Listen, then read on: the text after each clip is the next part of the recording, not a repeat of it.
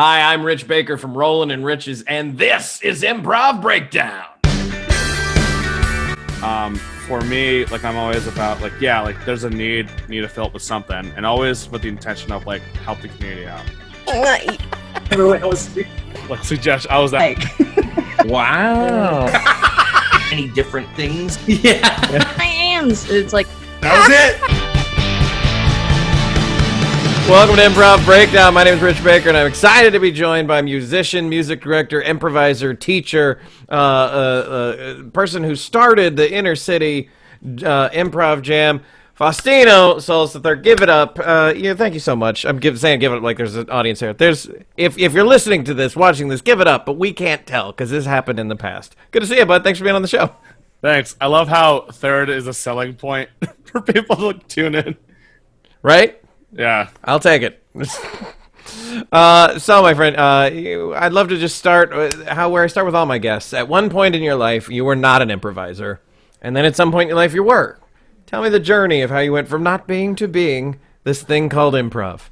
Oh gosh. I had a friend in Las Vegas, just when I was doing my degree there, had asked me, "Hey, I have another friend who's doing improv comedy. Do you want to see it?" Like, sure. And they brought me to like this really nice, fancy mall that's like south of the Strip in Las Vegas. Okay. And the theater itself was inside like a clothing store owned by like an expat like Cirque du Soleil artist. So it had like a lot of these beatery, like bohemian-esque, and then it's this weird like it's a big space, but like a shoddy looking little theater with some like borrowed stadium seating. And at that time, I found out that was like the improv community in Las Vegas, all just crammed on a stage doing short form. A lot of those guys are like, when Second City used to have the satellites around, a lot of those people who were from that had come together and like do a thing called Improv Kingdom. So that was my first exposure to improv, just seeing that. And I just realized whose line is it anyways, but I chose to disregard it for whatever reason. Well, I mean, there's a big difference between seeing it live, right, for the first time. Like, Whose Line is awesome, but like, there's something about seeing it live, and you're like, whoa, I'm a changed person. Yeah, for me, it was the ability to give suggestions to audience, or to give suggestions to the improvisers. Nice. Which I learned now is that if you're an improviser giving suggestions to other improvisers, you know what the stakes are, so you want to be as nice as possible, but still like support them. At the time, I had no idea that was it, so I tried to give like the meanest like suggestion. I was that person. Perfect. To this day, like I told Kim Fabel, like the one thing that really set me was giving her it was a guessing game, and it was racist crockpot, and I didn't think anyone could improvise it, but then just through mime and gibberish, crockpot and it's racist, and they got it, and that just blew my mind. Nice. Possible. So you say you were going to school at the time? Were you at UNLV or? Yeah, UNLV. I was a music student there. Oh, nice. Yeah. So are you from Vegas originally? I'm originally from Buffalo, New York. Oh, cool. Very cool. Yeah. But Yeah, grew ever up in since Buffalo. school, it's good. Yeah, grew up in Buffalo, then spent 2 years in North Carolina, and then I finished my degree in Las Vegas. And then just decided to stay there? Yeah, well, to be honest, I was failing out of my school in North Carolina. I was not the best student. I was a music student studying music education and singing. What I ended up doing was I picked up conducting, which is an advanced skill, composition, which I hadn't planned on. Didn't do much singing practicing. I was hanging out with the marching band and a bunch of fraternities that I never rushed. So I was basically like having that college life experience. And then when I finally realized, I'm not going to make it, my parents had actually bought a condo a long time ago, like back in 2001 in Las Vegas. Mm-hmm. So they were like, yeah, get out. So they moved. So they put me here to finish any degree.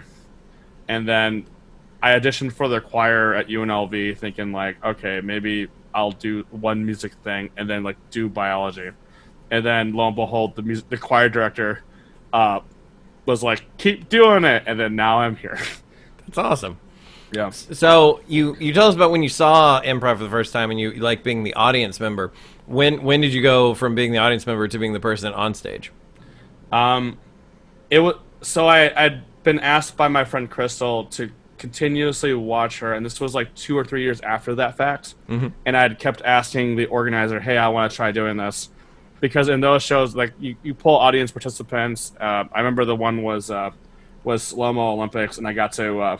I thought I was picking up a bottle of oil to put pancakes on, and someone called it as sabotage, and I didn't know that was a thing. So I had so much fun. I went to the guy, I was like, "Hey, I want to try this," and then he would never. And he's like the nicest guy now, but back then I wasn't sure what was going on.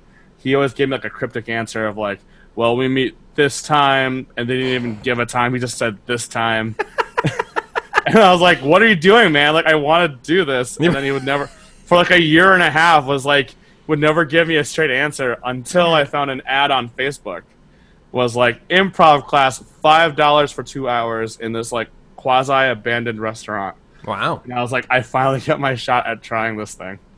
And that was the summer of 2016. Oh, nice. I finally got my first taste of it. Who was your first improv teacher? Who was teaching that class? That class was Brent Mukai of Just Serendipity, who is now apparently the voice of ABC Hawaii. Wow. Yeah. Fantastic.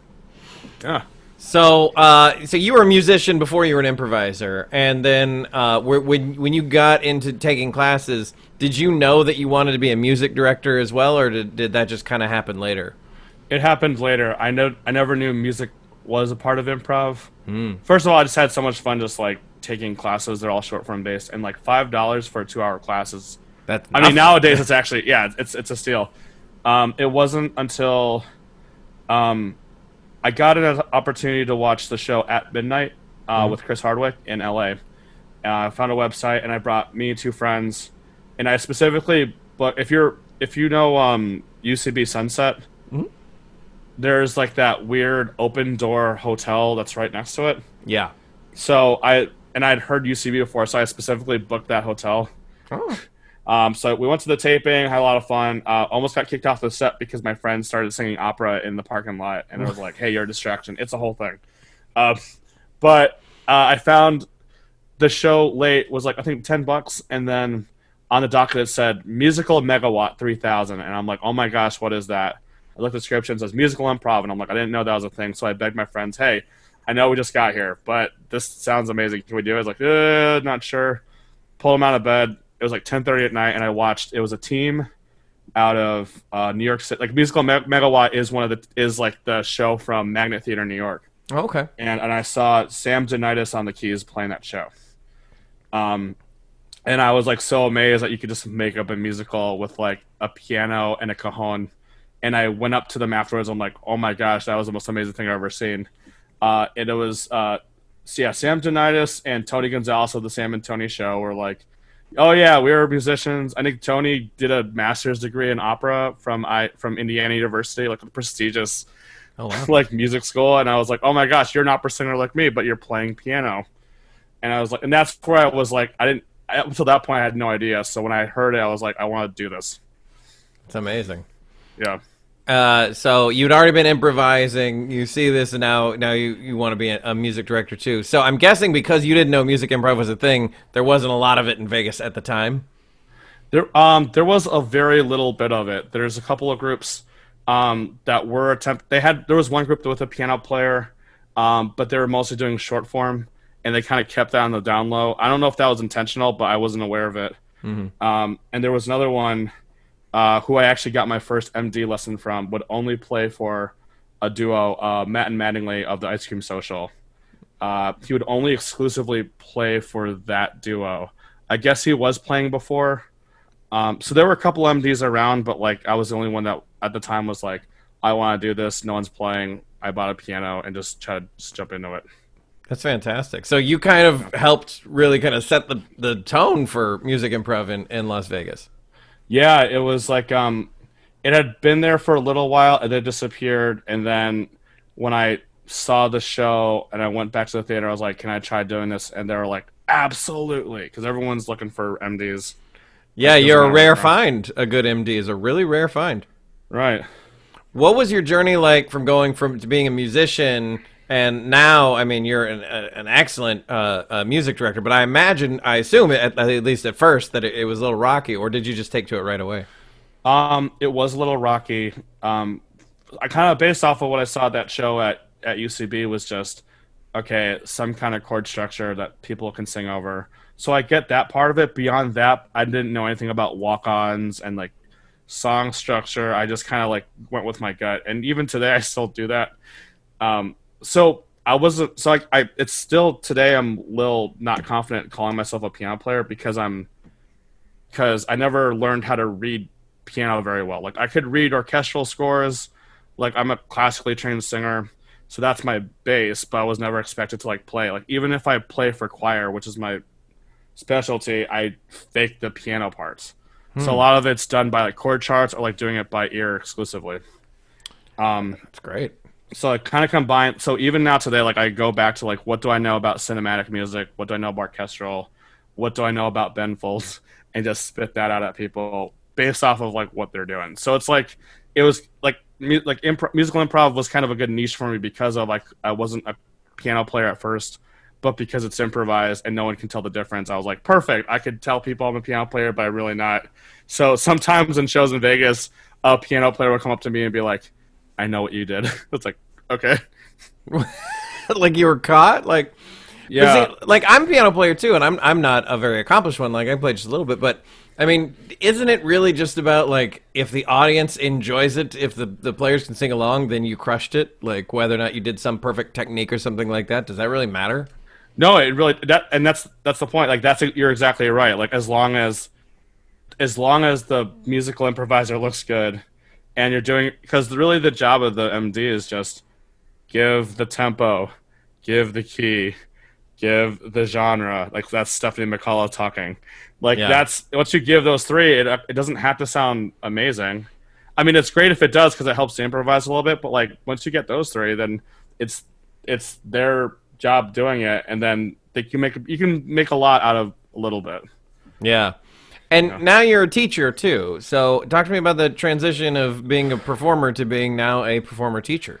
Right. The first time I had to teach a workshop was when I was learning how to be a musical director. So the big part of my journey was when I figured out, okay, I want to do this. How do I get better? Besides the one person that played for the duo in Las Vegas, I realized I had to go out into the world to learn how to do it. Yeah. And the summer of 17, I knew I had to go to Pittsburgh, Pennsylvania. Carnegie Mellon, there's a specific musical training called Dalcroze Rhythmics. All it really means it's musicality can be taught through physical motion. It actually has a lot of similarities to improv to the point where the guy's name is Dalcroze. Me and a couple of people had always thought about making like Dalcroze and Delcroze are one and the same. They're so, it's because they just sound the same. Right. Whatever. So because I knew I had to go to Pittsburgh, I was like, what do I do? Can I tie in some improv training on my way over? So as it turned out, I found out I'd always want. Oh yeah, it was the summer before I also taught my first year middle school. So this was a big summer. So I realized I could take a train from Los Angeles to Chicago, and then take another one to Buffalo, which meant that by bus and by train I could hit up all 3 second cities to train. So I literally I went to the website and I just called and I left an email. I talked to Rachel Mason for one point. I was like, Nice. hey, I'm a piano player, and I've never seen her in real life. But like, hey, I'm a piano player from Las Vegas. I don't know what to do. Can you help me? And I was always like put off to the side. So I got set up. So I took a bus to LA and I met Huey Stonefish, who was nice. one of the instructors. Yeah. So I met him and he was the first one to teach me like, oh, genres, here's how you play. And I'm like, I can't play any of this. And I recorded him playing and I've been looking back and forth. So I got him, took the train, and there's something magical about trains. So I took a train, went through Albuquerque, went through Kansas City, made it to Chicago, where I met Amanda Murphy. Wow. I also ran into Stephanie by accident because someone recommended me to watch the one of the old the MCL shows. Yeah. So I ran into her, but never studied with her. Then I took the train to Buffalo Just and my to parents. catch anyone up who's not familiar, Huey Stonefish works at Second City Hollywood, and Steph McCullough is like a music director extraordinaire out of Chicago, and Amanda Murphy's a music director out of Chicago that works for Second City there. So like, you're talking some really big names, at least that I've worked with, people who are just fantastic. Yeah, they're just like each Second City was like, we don't know what to do with you. Here's an actual MD, and that's kind of funny because like, except for a couple of places, really the way that MDs develop is trial by fire, and Sure. then find somebody, and then to teach someone to MD is also trial by fire as well. So anyways, like I made to Toronto, Ayaka Kunagawa, who was like apparently the first Japanese national to play musical improv. Okay. When I met her, like I met her at a taco shop, and then the first day of training was like, okay, I'm gonna teach you 1, 2, 3 games, and then you're gonna teach a 2-hour workshop. What? So, and then she's like, oh, by the way, like I signed up, like I put it out there to all the Second Cities, like the conservatory level students. And I hadn't even been improvising for a year. Like, here's some conservatory students. You're going to teach a workshop. And I'm like, are you kidding me? So for 2 days straight, I had to offer like these free musical improv workshops to a bunch of conservatory level like Canadians. On the piano, and like, obviously like she was there also. So like if I had to switch out, then we switched out and then to demonstrate. But like, it was like the scariest, but also rewarding, just doing it. So all great meetings of mine happen in taco shops. By the way, that's just where like, oh, we're meeting at a taco shop. You must be a genius. Sure, but so my first experience teaching was just do it. You were thrown to the wolves. Like, wow. Like, because thrown to the wolves. Usually, I think of like, oh, we can play this show in front of an audience, and like that's nerve wracking. But here, teach these students who've already been learning improv from other people. That's amazing. And so, were you addicted from that point forward? Yeah, I think at that point I was just more concerned like, how do I survive going back to Vegas, and then once I got comfortable with like, okay, now what I've picked up from here. Then I was like, okay, this makes sense. And then I just loved playing shows, especially because of the part where if you're comfortable with playing song structure and underscoring, then you can basically also truly improvise from the piano. Like some people like playing like sound cues, or like if I know someone's coming out the door, I can like play them in, like extra musical things that are really like a person on stage with them. So I started building that habit of like, okay, I can watch this. They're under the sea. I can start playing like the marimba and just like start playing under the sea, and now it becomes a scene of fish. That type of thing. So, as you know, and I don't think I've ever asked a music director this before, but as a music director, like, what is it like for you when you're on stage singing to a different music director playing? Like, is it just two totally separate things for you, or do they kind of bleed over in your mind? It's a little bit of both, I think. Now I've only had the most experience I've had was actually on Zoom, because now I can find MDs that will play for me. I'm like, this is perfect. But in the limited amount of times I've got that opportunity, if it's someone, like, it'll take a little bit, like maybe like 10 seconds to realize, okay, this person knows what they're doing or not. And then if there's that trust set, then for me it's actually pretty simple, because it's had that singing background. Like the song structure comes naturally, pacing it so you can rhyme, so it actually becomes really freeing. If it's someone, and that's happened to me before, where if the one trick pony will play the same chord like 15 times, and specifically 15, and then they go to a different chord, and then it's like you can't keep like they're not playing to the point where you can support yourself. Then I start freaking out, and then I have to like stop, listen, and I get too analytical, and it's like, so yeah, like I think the best MDs make it so you don't have to think about what you're doing. And then if someone's like kind of clunking around and they think about it, then for me it's like, oh crap, now I have to think, what are they doing? But I'm still on stage singing and all that stuff. Nice. Do you prefer as far as from the stage? Do you prefer music improv to non-music, or do you like them both the same? I mean, I prefer music just because that's the thing I do. But I mean, Yeah. I do. There are a lot of good non-musical improv out there too that I also really enjoy. But Yeah. if it has to be I think just because like the way that affects people, I kind of lean more towards musical improv. That being said, like most of the improv I do now is non, because if I'm not playing the piano, then no one's playing the piano. Yeah. Most of the time it's just non-musical. Fair enough. So what is a quintessential lesson That if a bunch of people took your workshops or whatever at different times, what's something that they would go, oh yeah, you must have learned from Faustino because of this. That's a tough one because I usually, so yeah, I'm just picking and choosing from other people that I've worked with, but I think we all agree with, yeah, it's the two hot words are joy and vulnerability. Nice. And I've kind of picked up working with elementary kids and then with some of the adults in musical improv that people are scared to sing. Like that always confused me. Like there's a couple of people who are like, I don't care anymore. I'm just gonna like bulldoze everybody and this is my spotlight. And I'm like, good for you. But there's always like that. I think it's because of when I've taught my very first series of classes that there's always like one or two people that come in and like, I've never taken improv classes before. And this is a musical improv class. And I had to deal with those people. Yeah. And then even to this day, like those people who've never taken improv before are usually the ones that sing the loudest, which is always like, and for me, that was like, why was that the case? Like they've never done improv and now they're just like singing their butts off and they're amazing. It's like, what was that thing? It's because of feeling safe with people. When people when people can trust the people around them, when people feel safe, they'll do whatever they want. People restrict themselves based off of their there's a lot of like internal exterior reasons for not wanting to express themselves. A lot of it has to do with like the fear of failure. So like when we're born like as babies, we go like, yeah, shut the hell up, baby, and like you're born with this range, and then slowly, I'm not kidding, shut the hell up, baby. Yeah, you can understand the words I'm saying. Shut up, baby. Yeah, or whatever. Like I don't know, like threatening, like here's a knife. Right? Yeah. Oh Jesus. I don't know. This got dark, bud. This got real dark. Long story short, throughout kids' life, like they're born with this range, and then with adults, like, hey, be part of society, that range goes down.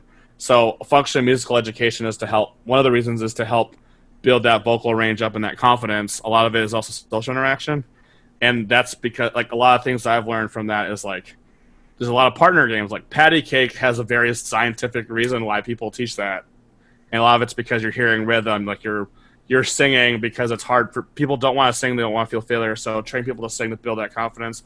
You're interacting with another human being, and I'm like, oh my gosh, that I see a lot of that not present in adults. So especially if it's like a new group of people, I have to reinforce that, because if they don't feel that immediately, then they're not going to attempt to sing. And I get a lot of crap for this.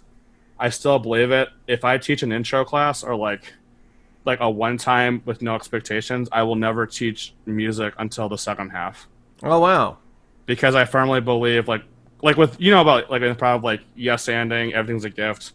Like feel it like community. Like my favorite activity is like the caveman, where it's like, this is a valuable thing, fetch. Oh god, shaka!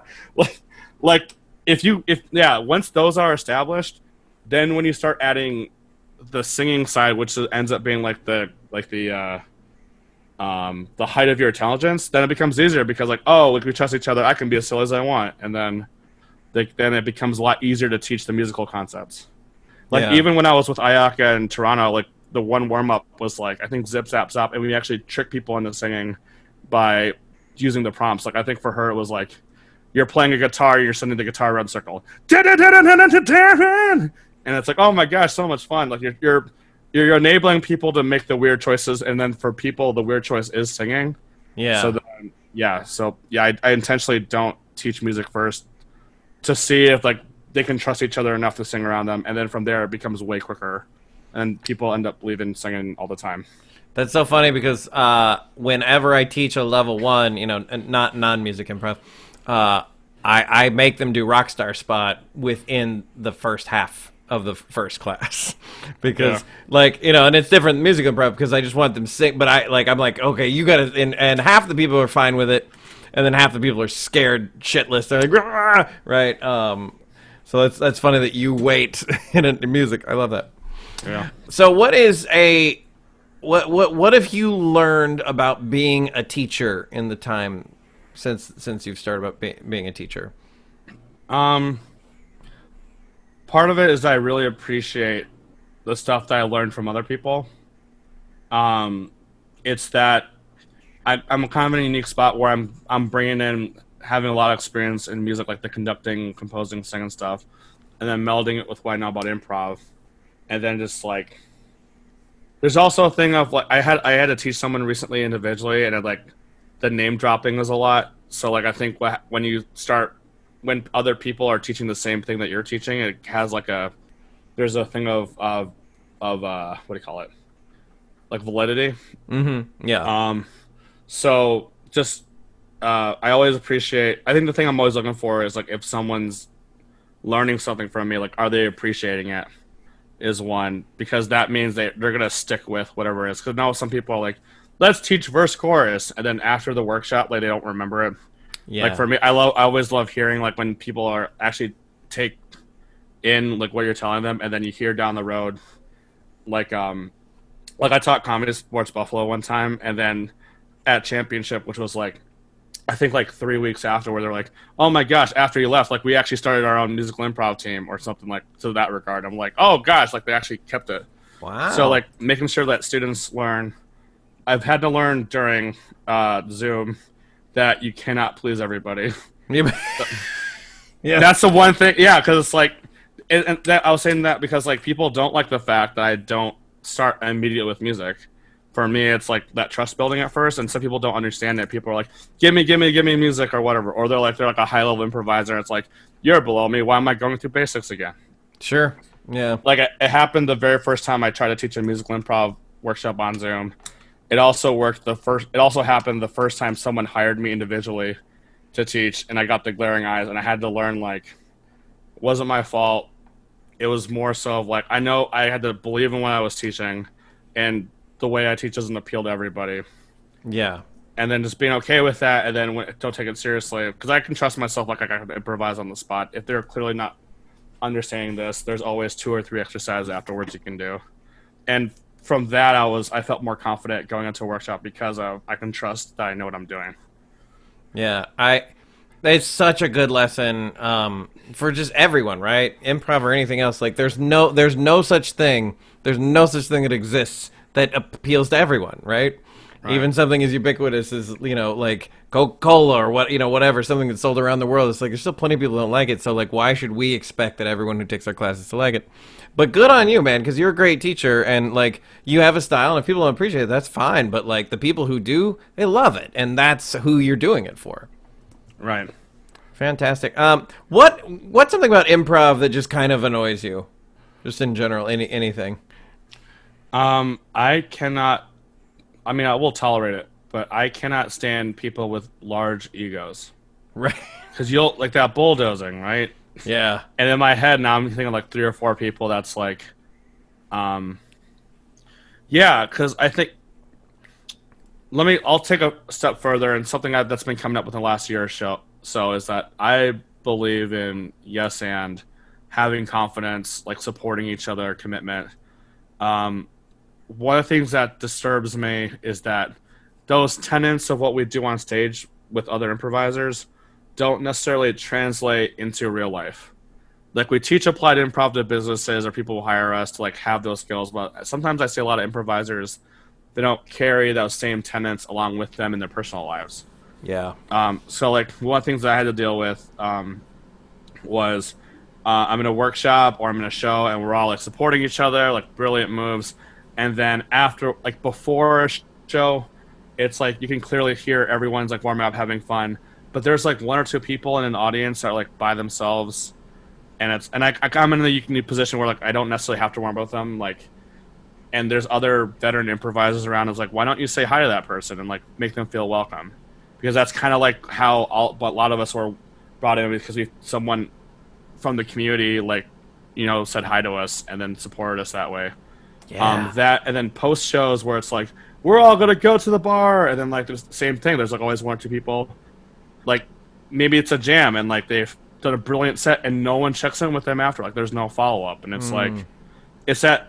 Sometimes I wonder if like improv can get dangerously cliquey because they're in the security of what's known, and then they forget like that soft focus of like there are other people out there too that could also use that same like love and tender care, right? Yeah. So for me, it's like especially like that's kind of why I started Inner City, because of like I knew there were a bunch of people at the time of the lockdown that didn't have a theater to go to, or like they weren't in a team that was performing, they were kind of left for dust.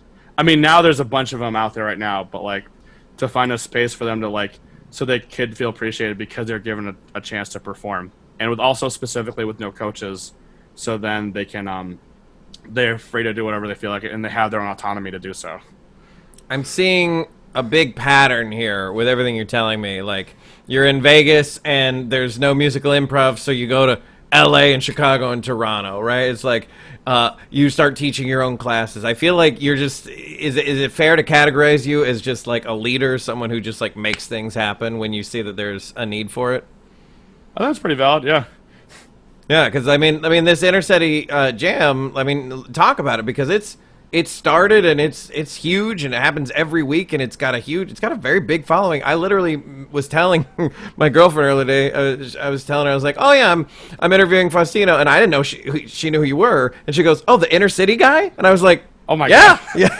Oh no. You've got a reputation as the inner city guy. Like, you built something that didn't exist and now it's huge. Talk about it. Yeah, like I said before, so I guess I'll say this openly, that I noticed, like, not just in Las Vegas, but some other communities, like, people, like, improvisers were kind of deciding, like, I love improv so much, what can I do with the current technology to make it happen? Some people, because they were so invested into it, got so exhausted by it, or with the lockdown, like, it took a mental toll on a lot of people, so they kind of shut down and stopped doing it.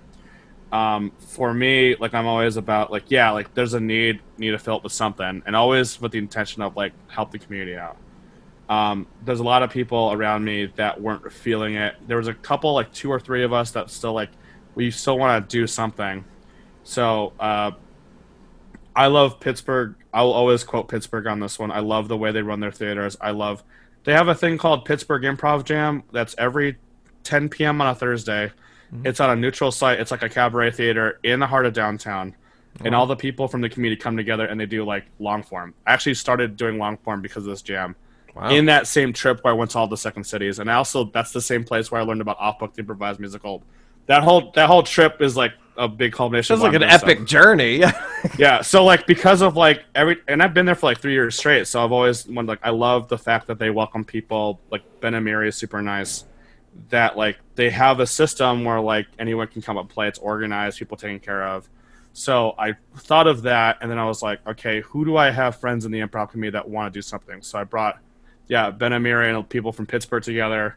I brought the couple of people from Vegas and LA, and then I reached out to my friend Drew from Buffalo, because that's where I'm from. And then from those 3 cities, we're like, let's start an improv jam of just whoever people online in Zoom, and let's try it out. And that was with me running everything, like taking, like, the format, what I thought was the format of the Pittsburgh Jam, of, like, assigning people teams, randomizing, and then just letting them go and see what happens. And then just because people liked it so much, like, let's do it next week, let's do it next week, let's do it next week. And then it slowly started building up.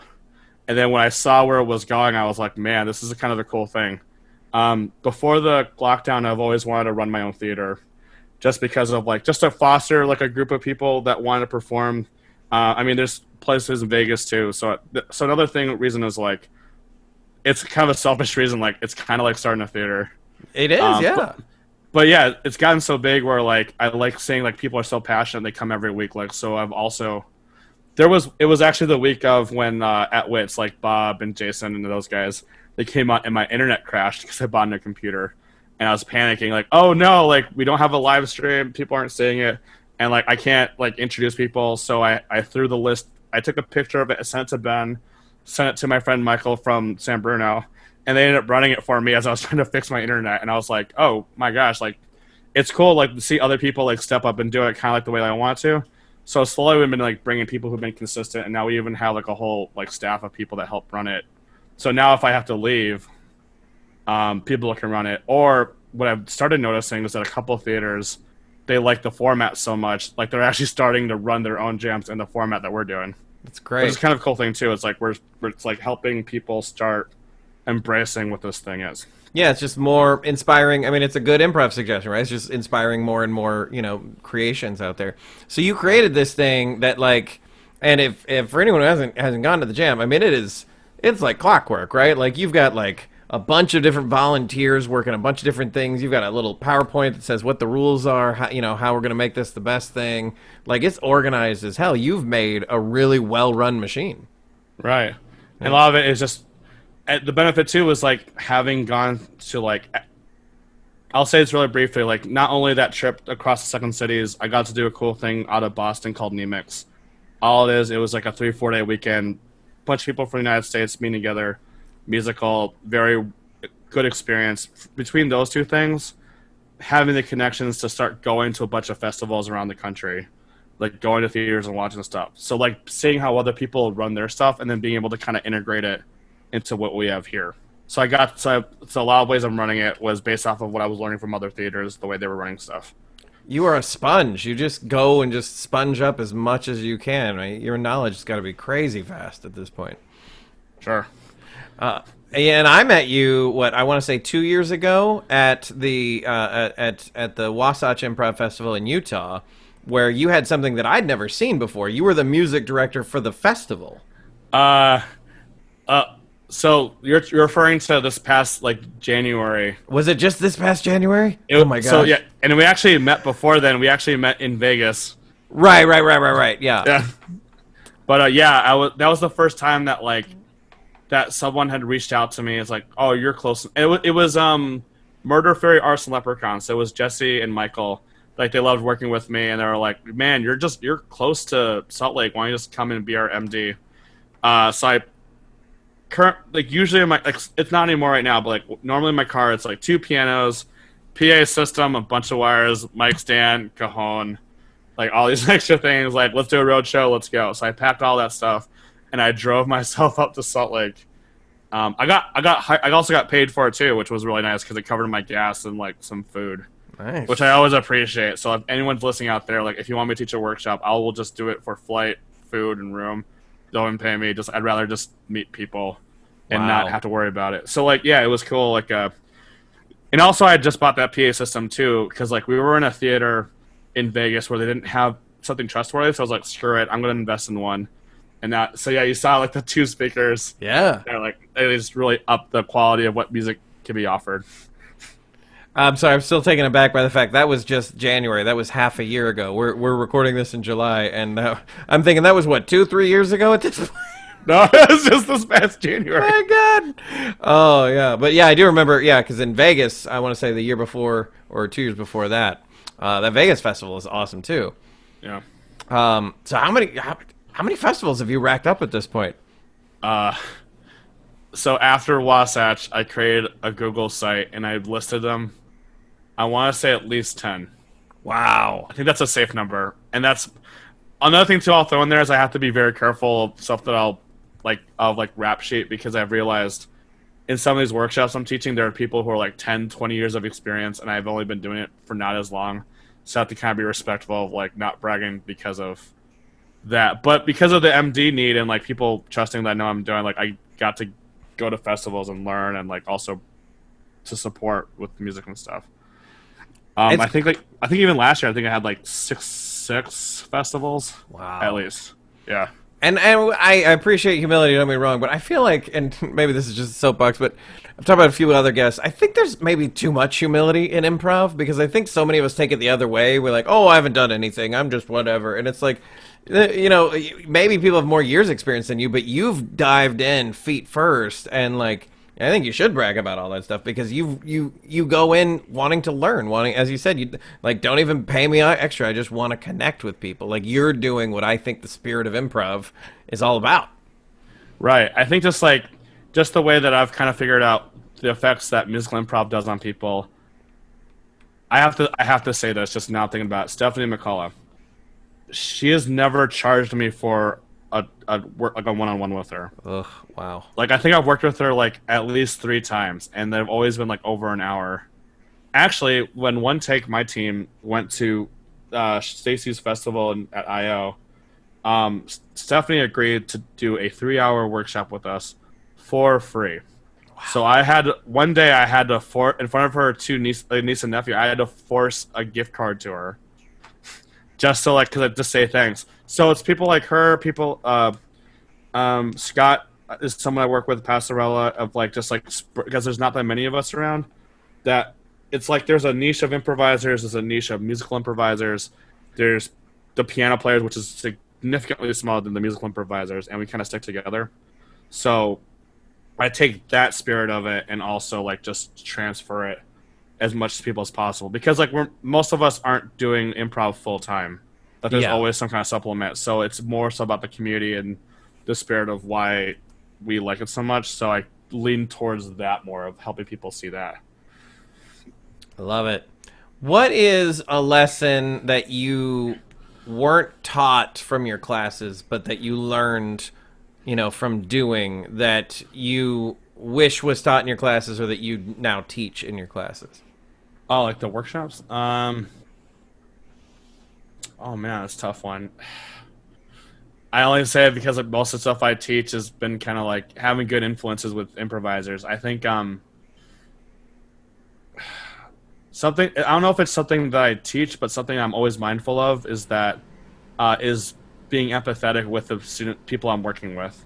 Yeah. Because it's like everyone's motivations for singing are different, or to do improv is different, and I could tell from watching improvisers teach, like if I'm a student, like some teachers are amazing, some teachers are like making me kind of irritated, but also like it's not my right to do that, and I kind of delve in like, why am I frustrated with this teacher I'm working with? It's because of like, it's, I guess part of it is like they're either kind of set in their own ways of doing things, like, and that goes back to like improv extending not just the performance aspect, but like the way that you deal with other people. Yeah. Is like being empathetic and like finding other ways to express the same thing. Like as a conductor, like I had to train myself to like listen to like 70 different like orchestral instruments at the same time. Wow. Or like my biggest choir was maybe like 150 at one point, just as a rehearsal conductor. So it's like you gotta listen to everybody, and also as the person showing the emotion or like the music, you have to show it with your entire body and a little white stick. So like, yeah, it's just I took that part of it, and like seeing other teachers of like, well, sorry, you can't get it, let's move on, and like not feeling any remorse for that, or like explaining why you had to do that. Like I'm really big about like making sure that students are understanding why things are happening, especially those who are like craving like, let's move on because I want to do the fun stuff now, and it's like, no, damn it, like this is like, it's important, like if you know one thing that I've been doing, like not even in improv, that I've been actually at my new job, is you can break rules if you understand what are the big ticket items, or like what is the thing that's most important.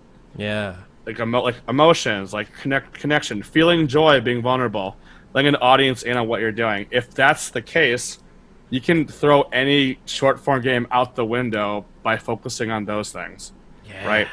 That kind of thing. So it's like, if a teacher has those like big like objectives of like, we're trying to get people to like understand the structure and why it's important, or like we're trying to sing, or we want to give them good initiations. If we understand that, then it's like, then all the exercises become superfluous, or at least like they're just tools that we could either like swap out, and then if someone's struggling with it, we can help them find it in a different way because we know what's important.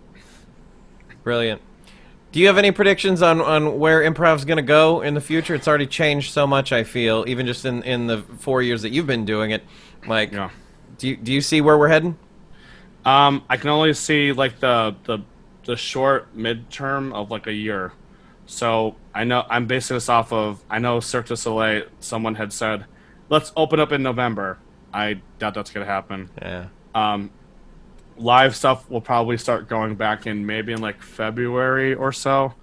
I think it's been now within the last couple of weeks where there's been so much improv online happening that now it's starting to turn people's heads around of like, okay, we've given us enough time to like kind of stew, and like we're sad we can't see our friends physically.